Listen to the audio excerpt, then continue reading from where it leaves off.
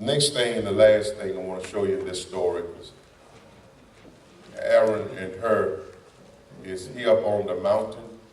It's the show behind the scene because Joshua and the army is down in the valley waging war, destroying Amalek and all of his army. They're destroying them. Joshua is leading this heralding charge of annihilation against the enemy. Moses is somewhere up on the hill, away from all of the action. There's a show going on behind the scenes. He gets weary, and so Aaron and her undergirds him, hold his hands up, because the winning of the battle is connected to his hands stand up. The scripture said when his hands were up, Israel prevailed, but when they got weary and down, Amalek prevailed. So Aaron and her held up his hand, his arms. Here's the last point I want to make from that.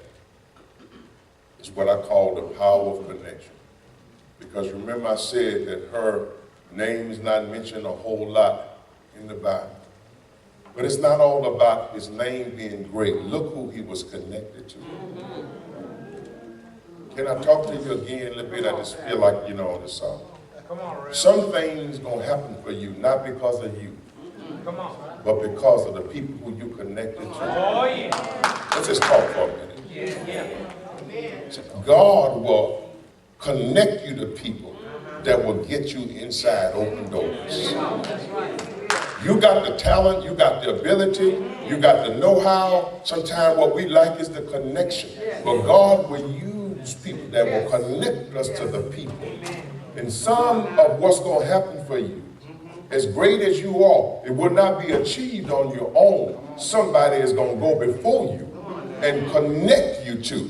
So it's who you connected to. Now I got to go on the other side of that too.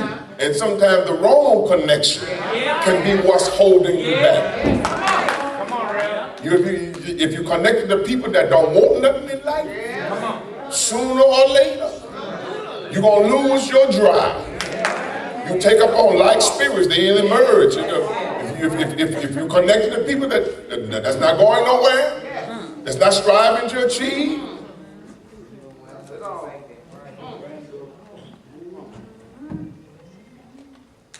you hear me now? So you got to ask yourself, when certain things are happening or not happening, who am I connected with or to? And the power of connection is crucial, because that's the way of the world. Like it or not. The environment that we're in. Connected. Jesus even said in John 15, I'm the vine. You're the branches. Those that are connected to me gonna bring forth much fruit. Those who are disconnected won't bring forth any. Connect. Aaron and her, we know Aaron much because he's the leader of the priesthood.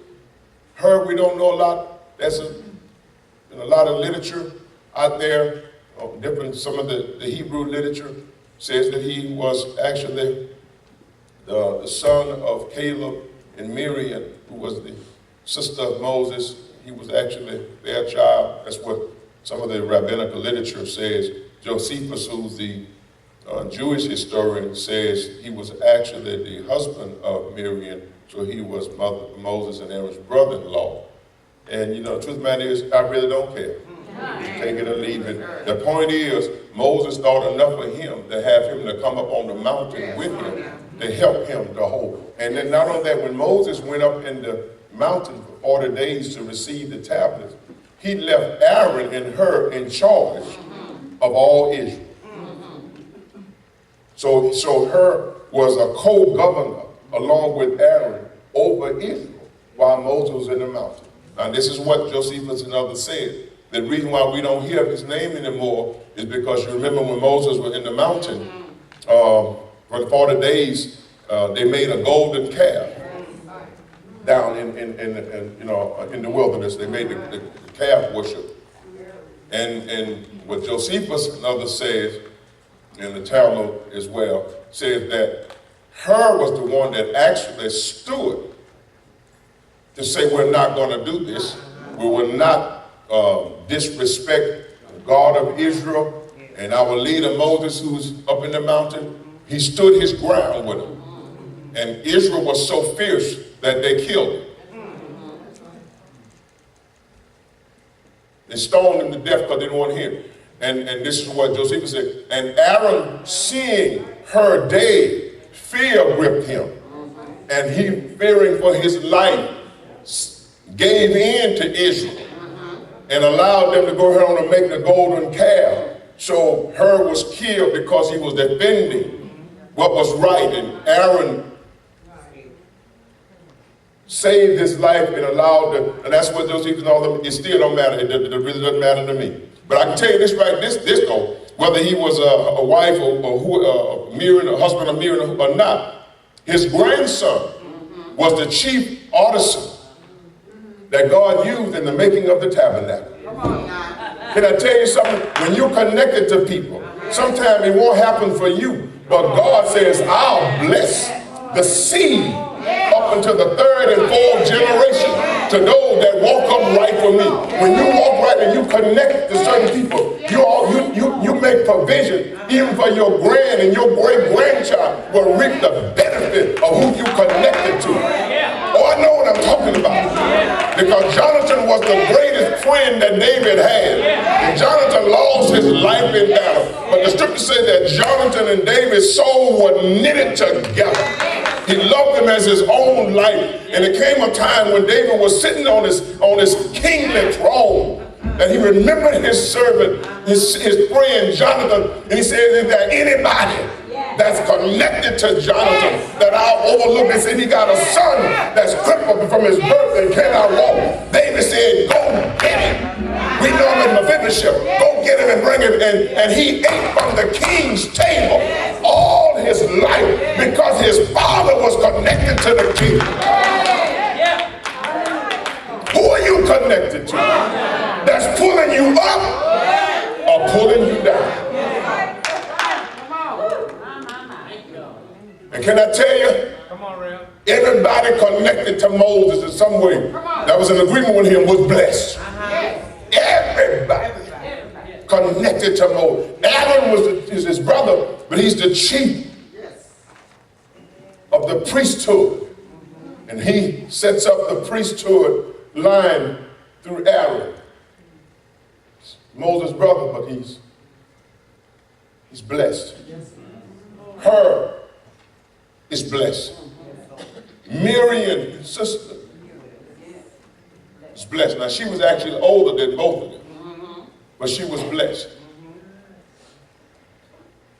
Can I just talk for one quick minute? Yes. You take it or leave it.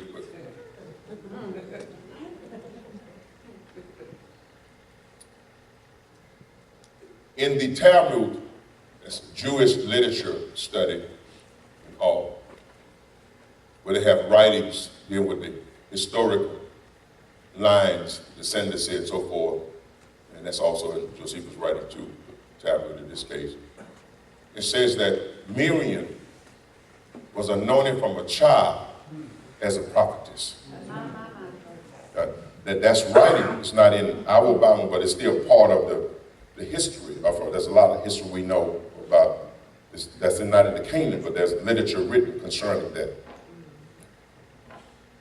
And at 5, 6 years old, she prophesied at 6 years old. This is what the Talmud, Jewish literature deal with family life.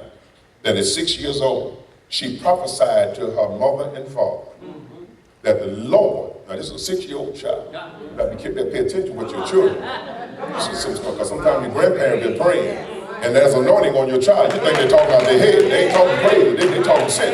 They're speaking about the Spirit. They don't know the Spirit yet, but they know what they're talking about.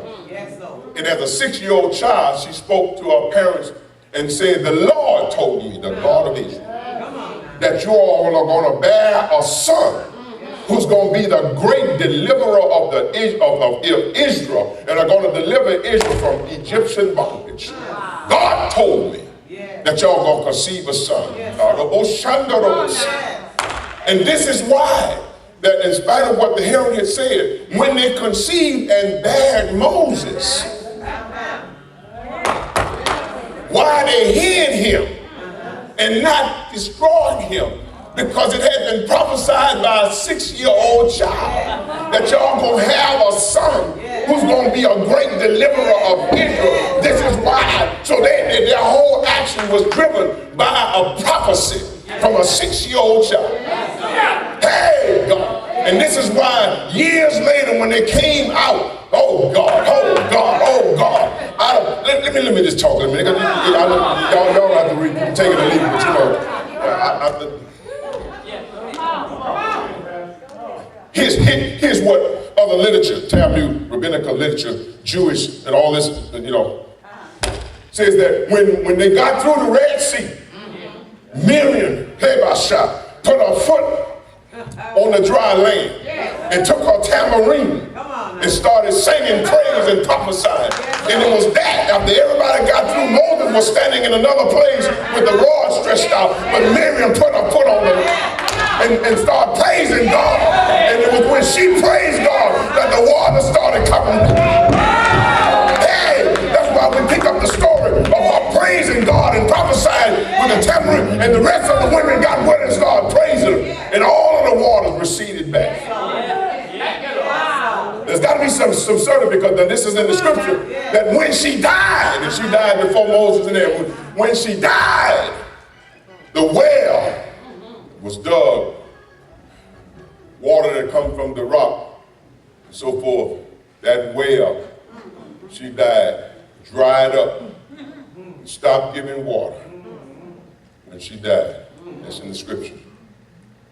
And this is when Israel started murmuring to Moses, we have no water. God honored her by shutting up the well. Hallelujah. And Moses had to take his rod and go back and strike the rock to get the water to get back flowing. But God said, my prophetess has come home. But y'all gonna know that she's a prophetess of God. And in the rabbinic, the Hebrew literature, they say she's one of the 7 greatest women prophets of the entire Pentateuch. That's the Bible in the Old Testament. She's one of the 7 great. See, that's not in our, but we know all that to be true. It's other literature that's written that we have. It's not in the canon, but the literature is true because it's people who were with the apostles or different ones who wrote it. That's how we know when Mary, the mother of Jesus, died, passed AD 57, because of the literature. The Vatican's, they got it buried in Rome. Thank you, Jesus.